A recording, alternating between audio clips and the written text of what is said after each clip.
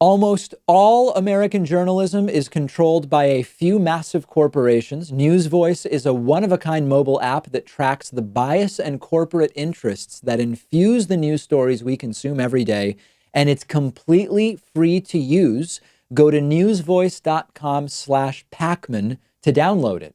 Let's talk today about the concept of the lesser of two evils. Are you evil if you choose the lesser of two evils, or should you abstain altogether from being involved in such a choice? Now, of course, the context of all of this is that there are people saying they're not going to vote for Joe Biden instead of Donald Trump because Joe Biden is merely the lesser of two evils. There are people who see both Biden and Trump as evils, although maybe to different degrees, and voting for any evil would not be okay for them. So they might abstain, or they might vote third party, or write someone in, or whatever the case may be. Another way that some are saying it is those who are focusing in on the sexual assault component of the current political race. There are people who write to me and say, David, are you just saying I should choose which sexual assaulter I want? I either vote for a sexual assaulter with one allegation against them or a sexual assaulter with 26. That's not a good choice for me. I'm going to opt out. So let's really think this through and take it in pieces.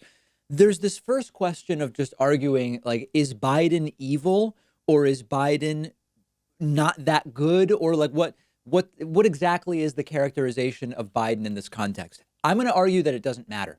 To me, it's a distraction to say, is Biden good or simply less evil than Donald Trump? Once you grant that Biden is better than Trump, if you don't, then vote for Trump. Then there's not even a conversation. If you think Trump's better, vote for Trump. That's clear. But once you grant Biden is better than Trump, I don't think it matters whether Biden is less evil or good for the purposes of the conversation we're going to have today. Secondly, and this is really important, the concept of opting out because you can't vote for evil. There's no opting out here, folks. If you're an American and you are allowed to vote, there is no opting out. You can choose not to cast a ballot, but from a left of Trump perspective, either way, you're participating, you're influencing, you have a stake, and you are affecting the outcome, whether you cast a ballot or not. There are people making themselves sort of feel okay about not voting for Biden by simply saying, I'm opting out. I don't like the choices, so I'm not going to participate. In a literal sense, you aren't taking the act of voting and going and doing it, but you're not opting out of the process. If you vote for Trump, that's obviously a vote against Biden. If you don't vote at all and believe Biden is less bad than Trump, but not good enough for you to vote for him, you're still helping Trump with one vote. It's a vote that Trump does not need to overcome in order to be reelected. So let's really cut through the BS here.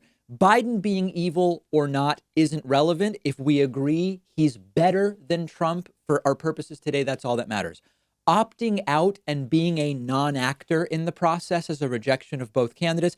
Unless you renounce your citizenship and aren't allowed to vote, you have a vote. Whether you use it or not, you are participating and your actions are part of the ultimate consequence. So, given all of that, this is actually quite simple.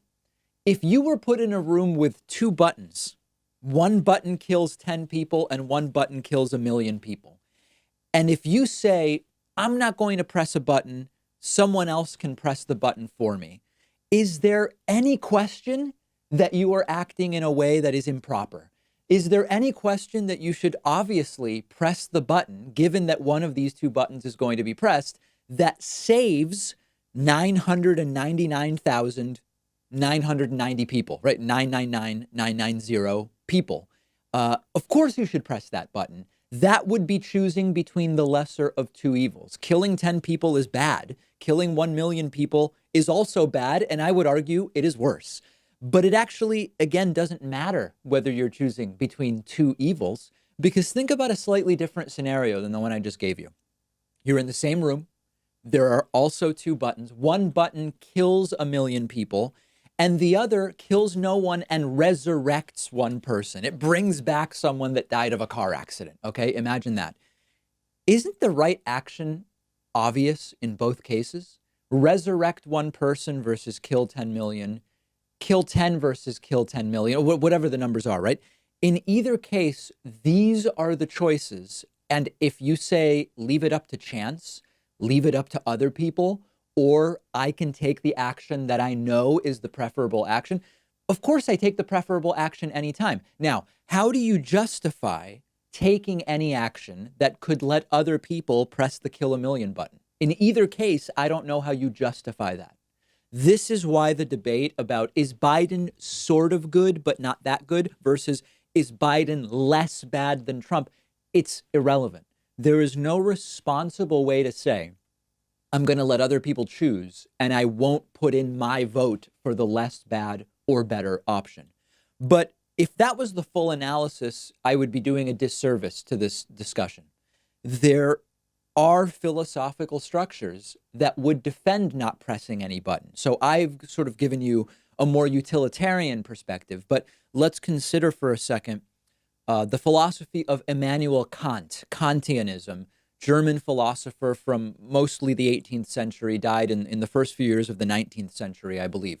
You could certainly take a look at Kantianism, which is focused not on end goals. Like I'm looking at the end goal when I say, if 10 or a million are going to die, let me do what I can to make it 10 instead of a million.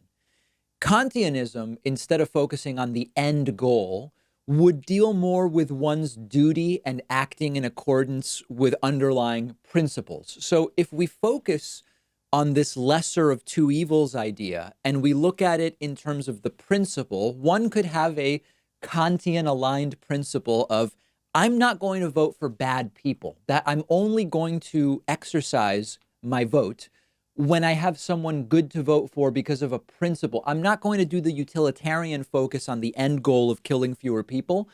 I'm going to justify not pressing either button because it would violate a principle of mine rather than focusing on the harm reduction utilitarian component. That's a fair argument. That would be right out of Kantianism. I believe that even in this case, even in this strict Kantian defense of the non-vote to adhere to a principle, I think it still falls apart because in the case of voting or not voting in the United States, both actions are a form of participation. Once again, whether you vote or not, you're participating either way. And what I mean by that is that the act of voting in and of itself, like the cast, filling out your ballot, mailing it in, whatever, it is in a moral sense neutral, right? Just filling out a piece of paper. You're either filling out the piece of paper or you're not filling out the piece of paper. But once you understand that either way you're participating in deciding the outcome, you're no less of a participant by not voting. You are no more adhering to the principle that you are trying to adhere to in this Kantian sense by not voting. Whether you vote for Trump or merely don't get in the way of Trump by not voting, you are still participating because voting is a right that you have as an American. You are either way participating in the outcome. And thus, the non-vote might make people feel like they're opting out over principles and having no impact, choosing not to participate. But in reality, you are just as much of a participant whether you vote or not. And thus, even a Kantian ethic of adhering to principles rather than focusing on utilitarian end goals fails to justify a non-vote in this case. Let me know where I'm going wrong. I look forward to the discussion.